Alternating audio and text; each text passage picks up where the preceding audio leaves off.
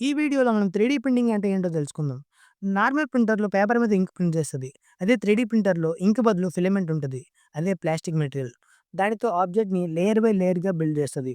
అంటే ఫస్ట్ డిజైన్‌ని కంప్యూటర్‌లో ప్రిపేర్ చేస్తాం. ఆ డిజైన్‌ని ప్రింటర్‌కి ఇస్తే ప్రింటర్ అందులో ఉన్న ఇన్‌స్ట్రక్షన్స్‌ని స్టెప్ బై స్టెప్ ఫాలో అవుతూ ప్రింట్ చేస్తది.